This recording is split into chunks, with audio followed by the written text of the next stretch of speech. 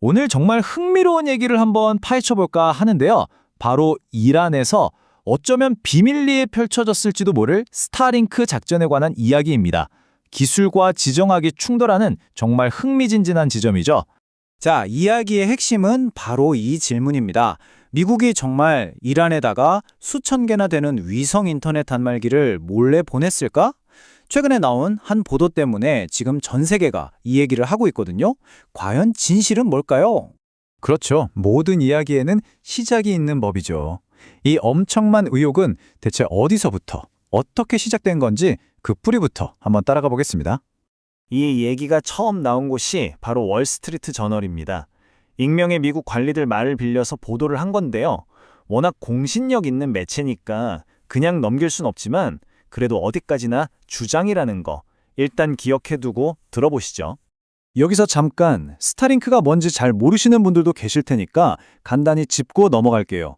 이게 뭐냐면 일론 머스크의 스페이스X가 쏘아 올린 위성 인터넷이거든요. 수많은 위성들이 지구 아주 가까이서 돌고 있으니까 지상 통신망이 끊기거나 정부가 막아버려도 그냥 하늘에서 바로 인터넷 신호를 받을 수 있는 거죠.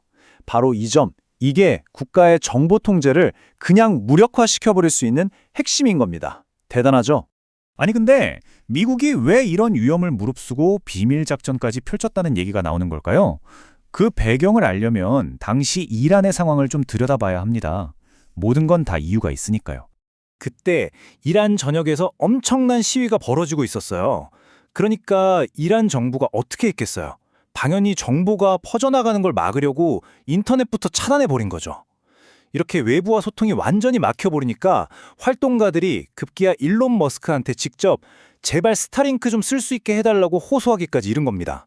상황이 정말 절박했던 거죠. 바로 이 절박한 요청에 미국이 응답했다. 이게 이 의혹의 심장부입니다. 보도에 따르면 미국이 아주 구체적으로 움직였다고 하는데요. 한번 보시죠. 미국 관리들 말이 이번 일은 미국 정부가 이란에 스타링크 단말기를 직접 보낸 첫 번째 사례라는 겁니다. 만약 이게 사실이라면 이건 정말 전례가 없는 일이에요. 그리고 구체적인 숫자까지 나왔습니다. 미 국무부가 지난 몇 달간 사들인 스타링크 단말기가 자그마치 7,000개에 달한다는 주장입니다. 특히 1월에 집중적으로 구매했다고 해요. 근데 더 놀라운 건 이 다음입니다. 이 7,000개 중에서 약 6,000개가 이란 내 활동가들을 돕기 위해서 비밀리에 밀반입됐다는 거예요. 거의 대부분이 이란으로 들어갔다는 얘기죠. 이 숫자가 정말 많은 걸 시사합니다. 이 작전의 무게감을 더하는 대목이 또 있습니다.